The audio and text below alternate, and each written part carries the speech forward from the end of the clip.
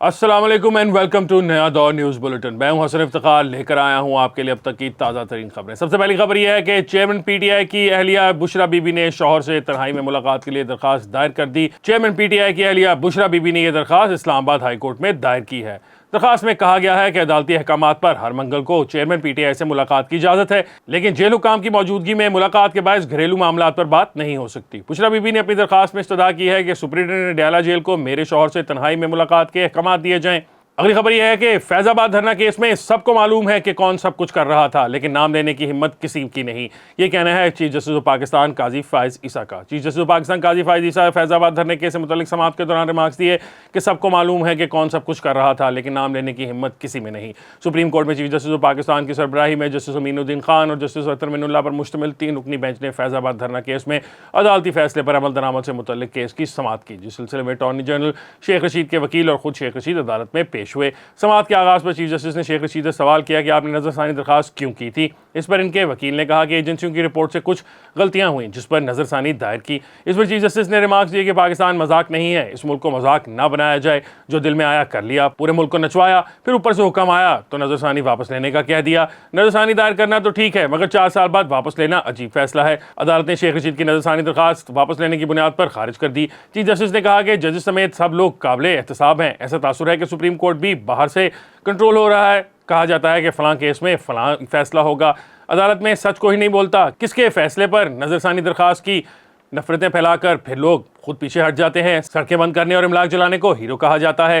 पहले धरने के हक में बयान दिए, अब अदालत आकर कह रहे हैं हम केस लड़ना नहीं चाहते। चीफ जस्टिस ने सवाल किया कि क्या मुल्क की मजीद खिदमत आप ऐसे करेंगे अगर मौका मिला तो। उस पर शेख रशीद ने जवाब देने के लिए रोस्टरम की तरफ बढ़े तो चीफ जस्टिस ने रोक कर कहा हम आपसे नहीं आपके वकील से बात करेंगे। चीफ जस्टिस काजी फायज ईसा ने कहा आपसे फिर अवाम की खिदमत होगी, ये घर बैठकर अल्लाह अल्लाह करने का फैसला कर लिया है। यहाँ केस मुकर्रर होना भी एक फ़ैसला होता है। मैं समझता हूँ सबसे ज़्यादा काबिल एहतसाब हम हैं, और ये फैसला भी होता है कि कौन सा केस मुकर्रर होना है और कौन सा दबाना है। यहाँ ये तय किया जाता है कि आज दरखास्त आई है तो कल मुकर्रर करनी है, अदालतें अब ऐसे नहीं चलेंगी। शेख रशीद के वकील ने कहा आजकल तो अदालतों का यही हाल है। इस पर चीफ जस्टिस ने कहा आजकल नहीं, ये मार्च 2018 की बात हो रही है। फैसलों से पहले भी फैसले होते हैं। जो ये समझा जाता है कि अदालतें कंट्रोल हो रही थी, ये केस की सबसे बड़ी मिसाल है। अगली खबर यह है कि पाकिस्तानी हुकाम इंतहाई मुश्किल हालात में प्रोग्राम पर अमल दरामद कर रहे हैं। ये कहना है एमडी IMF का। आलमी मालियाती इदारे IMF की MD क्रिस्टीना जॉर्जियोवा ने कहा है कि पाकिस्तान के साथ डील के बहुत करीब है। अमरीकी जरीदे ब्लूमबर्ग को दिए गए इंटरव्यू में क्रिस्टीना ने कहा कि पाकिस्तानी हुकाम इंतहाई मुश्किल हालात में प्रोग्राम पर अमल कर रहे हैं, तहम पाकिस्तान के साथ डील के बहुत करीब हैं। उन्होंने कहा कि पाकिस्तान का अहम मसला टैक्स का है। मुल्क का GDP का सिर्फ 12% हिस्सा टैक्स में इकट्ठा किया जाता है, जिसे हमने 15% तक बढ़ाने की तजवीज़ पेश की है। वाज़ेह रहे पाकिस्तान और IMF के दरमियान पॉलिसी सतह के मुज़ाकरात जारी हैं। IMF पाकिस्तान के लिए 9,415 अरब रुपए सालाना टैक्स का हदफ बरकरार रखने पर रजामंद हो गया है, जिसके बाद मिनी बजट नहीं आएगा। पाकिस्तान और IMF ने पॉलिसी मुज़ाकरात मुकम्मल होने के बाद शरह सूद मजीद ना बढ़ाने पर भी इत्तफाक किया है। अगली खबर यह है कि जिंदगी में दोस्ती और दुश्मनी भरपूर निभाई है। इमरान खान का साथ देने के सवाल पर शेख रशीद का जवाब। साबिक वज़ीर दाखिला शेख रशीद ने चेयरमैन PTI इमरान खान का साथ देने से मुतल्लिक सवाल करने पर कहा उन्होंने दोस्ती और दुश्मनी भरपूर निभाई है। अवामी मुस्लिम लीग के सरबराह शेख रशीद अहमद की सुप्रीम कोर्ट आमद पर सहाफ़ियों ने इनसे सवालात किए। एक सहाफ़ी ने सवाल किया कि शेख साहब चिल्ला पूरा हो गया। इस पर शेख रशीद ने कहा चिल्ला तो पूरा हो गया, मगर इसके असरात अभी भी हैं। एक सहाफ़ी ने पूछा शेख साहब चेयरमैन PTI के साथ खड़े हैं या हथियार डाल दिए हैं। इस पर साबिक वज़ीर दाखिला ने कहा कि अल्लाह के फजल से ज़िंदगी में दोस्ती और दुश्मनी दोनों ही भरपूर तरीके से निभाई हैं। अगली खबर यह है कि बिलावल छोटे भाई की तरह हैं, इल्ज़ाम तराशी की बजाय अच्छी सियासत की तरफ आगे बढ़ना चाहिए। ये कहना है शहबाज शरीफ का। मुस्लिम लीग नून के सदर शहबाज शरीफ ने कहा है कि बिलावल भुट्टो छोटे भाई की तरह हैं। हमने 16 माह इकट्ठे काम किया है, हमें पुख्ता सियासत की तरफ बढ़ना है, क्योंकि रोने धोने और इल्जाम तराशी से कुछ हासिल नहीं होगा। कोयटा में मीडिया से गुफ्तगू करते हुए शहबाज शरीफ ने कहा हमें मिलकर सूबे को खुशहाल बनाना है और हमें मिलकर माशरती मसाइल हल करने हैं। नवाज शरीफ की बलूचिस्तान की तरक्की के लिए अमली काविशें कौम के सामने हैं। नवाज शरीफ के दौर में सड़कों का जाल बिछाया गया। पिछले दौरे हुकूमत के 4 साल में सिर्फ तबाही और बर्बादी हुई है। उन्होंने कहा कि लश्करी रसानी को मुस्लिम लीग नून में शमूलियत की दावत देने आया हूँ। इनकी शमूलियत से पाकिस्तान मुस्लिम लीग नून को तक़वियत मिलेगी। सियासी अकाबरीन ने मुस्लिम लीग नून में शमूलियत इख्तियार की है। बलूचिस्तान की सियासी जमातों के रहनुमाओं ने मुलाकात की है, मैं बहुत मुतमिन हूँ।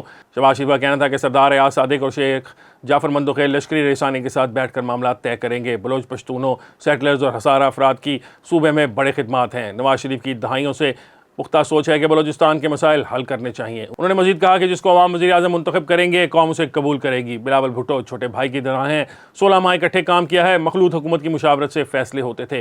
मनफी बात यह है कि फैसलों में ताख़ीर होती थी। हमें पुख्ता सियासत की तरफ बढ़ना चाहिए। रोने धोने और इल्ज़ाम तराशी से कुछ नहीं होगा। मुनासिब बात यह है कि हम सब अपने गिरबानों में झांकें, सब तज्जिया करें कि कहाँ गलतियाँ हुई। लीगी सदर का कहना था कि हमने मुल्क को दिवालिया होने से बचाया, हमारी सियासत को नुकसान पहुंचा, रियासत बच गई और सियासत भी बच जाएगी।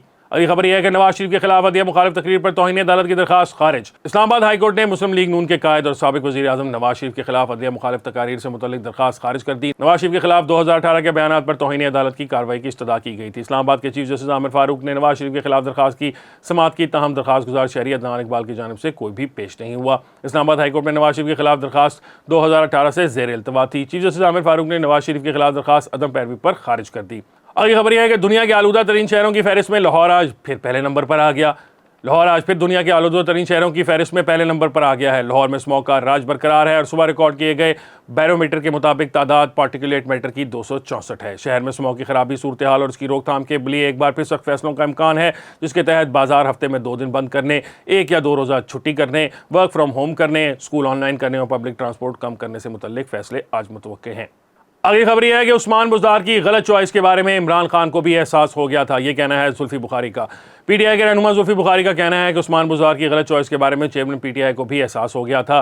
लंदन में मीडिया से गुफ्तगू करते हुए जुल्फी बुखारी ने कहा कि उस्मान बुज़दार को वज़ीर आला बनाना ही नहीं चाहिए था। बुज़दार गलत चॉइस थी, जिसके बारे में चेयरमैन पीटीआई को भी एहसास हो गया था, लेकिन बाद में इन्हें हटाना मुनासिब न था। उन्होंने मजीद कहा कि मेरे खिलाफ मुकदमात बनाने वाले चेयरमैन पीटीआई के चंद करीबी लोग शामिल हैं। जुल्फी बुखारी का कहना था कि फराह गोगी ने करप्शन की थी। जुल्फी बुखारी का कहना था कि अगर फराह गोगी ने करप्शन की है तो उन्हें सजा मिलनी चाहिए। मेरे जेल जाने से मामला हल नहीं होंगे। उन्होंने कहा कि वक्त आने पर हम मैदान में होंगे, 50% भी लेवल प्लेइंग फील्ड मिली तो इलेक्शन जीत जाएंगे। अब तक की न्यूज़ बुलेटिन के लिए इतना ही। इंशाल्लाह आपसे मुलाकात होगी एक और न्यूज़ बुलेटिन के साथ। मुझे हसन इफ्तिखार को दीजिए इजाजत। अल्लाह हाफिज।